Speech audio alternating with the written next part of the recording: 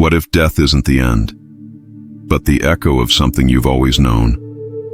This question isn't a provocation, it's a doorway. A crack in the wall between the visible and the invisible, where everything you tried to forget, or couldn't, yet remember, waits in silence. This video isn't an explanation, it's a whisper, a call for those who dare to remember.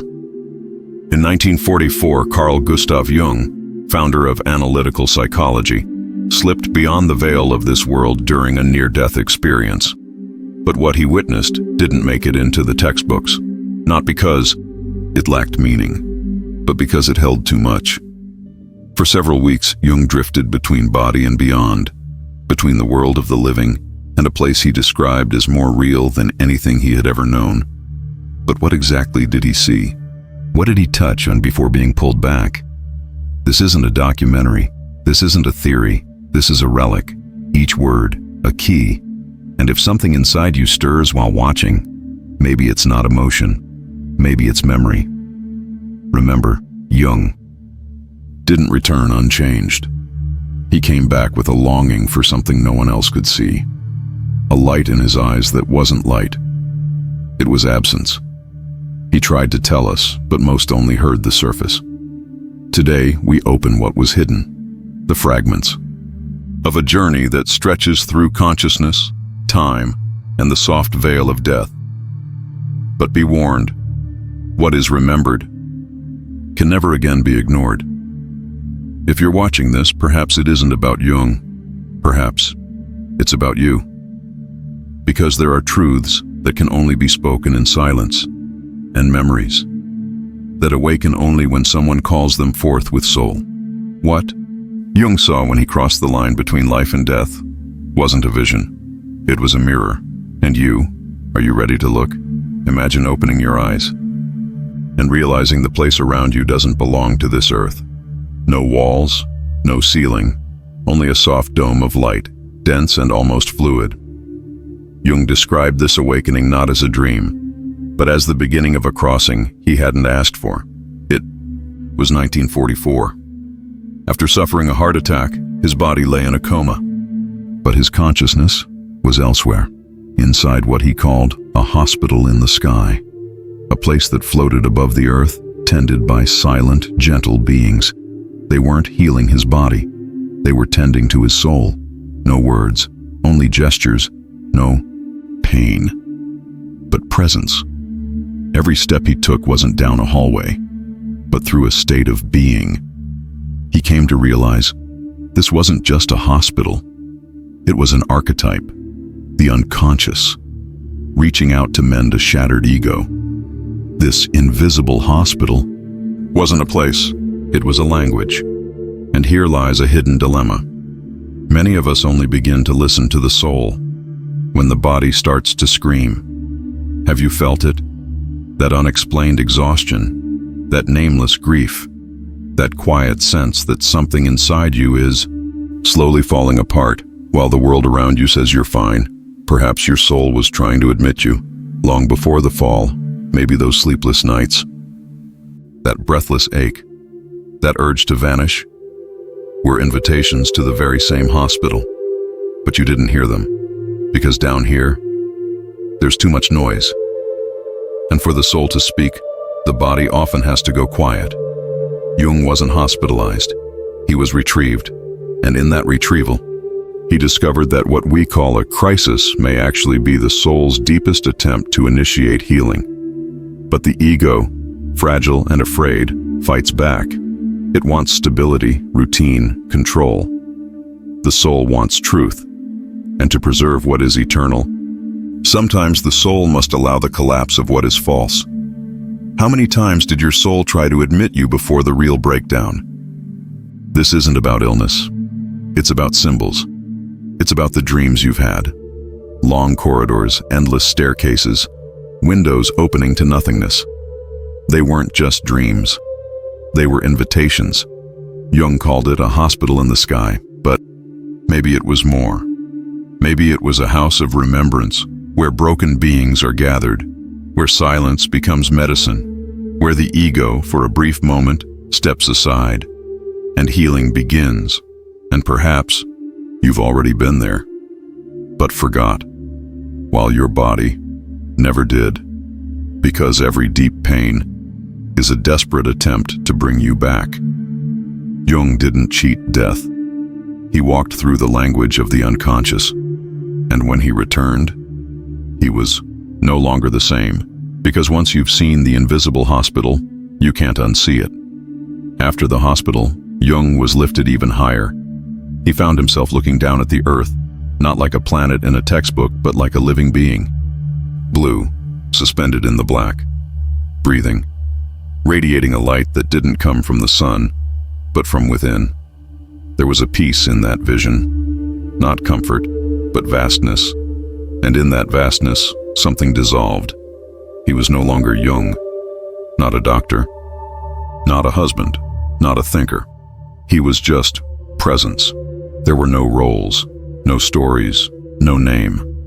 What remained was what the ancients called the soul, what the Egyptians named Ba, the divine spark that survives the body and remembers what is real. The vision resembled what ancient traditions call the chamber of the soul, a place where the spirit is lifted from life, not to be judged but to see the patterns, not the moments, to see the purpose, not the pain. Because only when you're pulled out of your own story can you see the story. Only from above does the ego go silent. Up there, he saw no enemies, only unfinished chapters, no failures, only transformation in motion, and in that realization, peace. That peace wasn't ease, it was ego death. The end of trying to be someone. The end of measuring worth. The end of the I that fights to survive. Maybe you've touched that silence too. During a sunset, in the stillness after a loss, staring at the sea without words. Moments when something inside you stretched, and everything made sense, without needing to. That's what Jung found, and what he brought back was not an answer, but a state. The earth seen from above isn't just a place, it's a mirror, a sacred reminder. The self we cling to is a whisper, in a cosmic sentence. And in that sentence, there is no need to be more, only to remember, to dissolve, even for a second, into the eternal. After the vision of earth, after the ego had been silenced by awe, Jung felt himself drawn again, but this time, not upward, forward, as though being pulled toward something both sacred and final. He arrived before what he described as a great temple, but it wasn't made of stone. It shimmered with something timeless. Its structure was light, intelligence, memory, and at its threshold stood a figure, not a man, not an angel, a presence. Jung didn't need words to understand. He wasn't going. The guardian said nothing, but its silence was absolute. Jung had reached the boundary, not of life and death, but of readiness. He was not yet ready to cross. This presence didn't block him out of punishment. It did so with a deep, knowing compassion, because beyond that gate, everything would change. Many traditions speak of this gatekeeper. In Egypt, it's Anubis, the one who weighs the heart. In mystic texts, it's the angel who guards sacred knowledge. In psychology, it's the inner function that protects the soul from being overwhelmed by what it isn't ready to integrate. The guardian of the Golden Gate is real, and it lives in us. It's the voice that keeps us from asking questions we're not yet mature enough to hold. It's the feeling that something is close, but not yet. It's the divine delay that saves us from our own hunger for revelation. Jung longed to step through. He felt deeply that the truth he'd always sought was just on the other side. But the gate remained closed, and he knew. This wasn't rejection. It was alignment. The soul's timing isn't the ego's timeline. That guardian doesn't guard information. It guards the soul's rhythm. Perhaps you felt it too, those moments when something inside you almost remembered everything, and then it slipped away. That is the guardian. That is the grace of not knowing. Yet Jung returned not with bitterness, but with reverence, because now he understood. There are truths that, if remembered too soon, would unravel the self before it's ready to hold them. There are voices in you, waiting to speak, but only when the silence inside you is deep enough to hear them. He came back with the knowledge that there are gates within us, and one day, when we are ready, they will open. But not a moment before Jung was being pulled back. But before the final return, one last image emerged, a stone, simple, solid, smooth, etched with inscriptions that could not be read, but were instantly understood. Beside it stood a temple, not made of materials, but of memory. Its architecture felt ancient yet unborn, a fusion of Egyptian sacred geometry and something not of this world. The structure wasn't built. It was revealed, and Jung knew. This was not a place he had arrived at. This was something that had always lived within him. The stone was the soul's memory, the temple, the future consciousness unfolding in form. He later spoke of it as a symbol of the self, not the ego self, but the eternal self that stands beyond time. And here's the invitation. How many of us are dreaming of temples? How many of us are haunted by dreams of ruins, staircases that lead nowhere, rooms we've never entered? These dreams aren't fantasy. They are messages. They are visits. We are not building these temples. We are remembering them. The stone inscribed with unspoken language is your deepest knowing. The temple is what you are becoming. And the bridge between them is this moment. But how do we hear these symbols?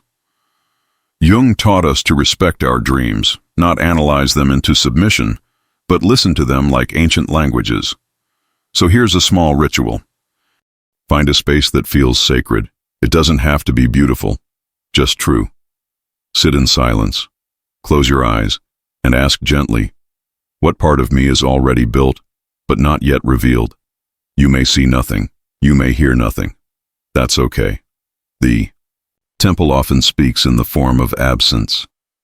The stone reveals its words through longing, and if you've ever felt like you belong somewhere you've never been, that's the symbol calling you home. Jung didn't discover a new truth. He remembered a truth so ancient that we've all forgotten it. And now, in dreams and quiet moments, that memory is rising again. You are not just here to live. You are here to re-remember what you built before you arrived. The temple is not a goal, it's your origin. And the stone? It's still there, waiting. For Jung, returning wasn't a relief. It was a burden, a quiet sorrow that didn't speak in tears but in weight. When his eyes reopened in the world of time and form, something inside him had been left behind. Or rather, something indescribable had been brought back, and now had no place to rest. He felt the gravity of the body, the slowness of matter, the density of being human again. But what hurt the most wasn't pain.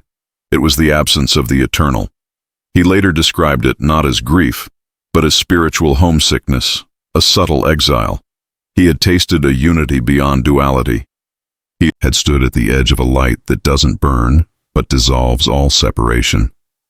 And now, back in the world, he had to live with fragments. This is the quiet mourning that many who've had near-death experiences never speak of. Not because they're afraid, but because language fails. How do you describe a wholeness so vast that everything here feels broken by comparison? How do you return to conversations, responsibilities, identities, when you floated outside of names? Jung didn't return with answers. He returned with memory, and memory, when not fully lived, becomes longing. He said simply, I needed to finish something. What that something was, he never named. Maybe it didn't need a name. Maybe it was you. Maybe it was this message. Maybe it was a torch passed on in silence. Because perhaps the most sacred ache we carry isn't grief for the past, but yearning for a future we've already seen and then forgot. Have you ever wept over something you've never had? Felt a love for a place you've never visited? That's not madness. That's memory. That's soul. Jung touched the eternal, and the echo of it rang through him like a bell that never stopped vibrating. Even as he healed, even as he walked, even as he spoke, there was something in his eyes, not light, but absence, an absence so deep it shined. He reminded us that this world, as hard and sacred as it is not the whole. It's a page, in a book, in a library that lives inside you. Maybe that's what spiritual awakening really is. Not an ascent, but a return to what you already are, a return to what's already waiting, a return to the temple. Jung didn't come back to escape death. He came back to remember life. What if death isn't the end, but the echo of something you've always known? That question opened this journey. Now it returns, no longer as a mystery, but as recognition. Jung didn't leave behind theories. He left keys, images, glimpses. He gave us a way to feel the unseen, to walk into silence and come back with something more real than words. The hospital, the earth from above, the guardian at the golden gate, the stone etched with memory, the temple already within you. He didn't bring back information.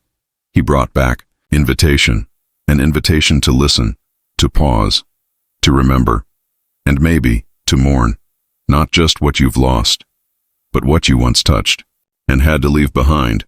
This video isn't about Jung, it's about you, about something in you that's stirring right now. A quiet nudge, a deep exhale, a name that has no sound, but speaks clearly to the soul. If something stayed with you, an image, a feeling, a line that won't leave, don't ignore it. That's how memory begins, not from the mind, but from the ache. If this moves something in you, leave a sign, a dot, a word, a silence, so others will know they're not alone, because those who remember must recognize one another, and if everything you've ever searched for wasn't lost, just forgotten, then close your eyes and ask yourself if you could remember, who were you before the fear,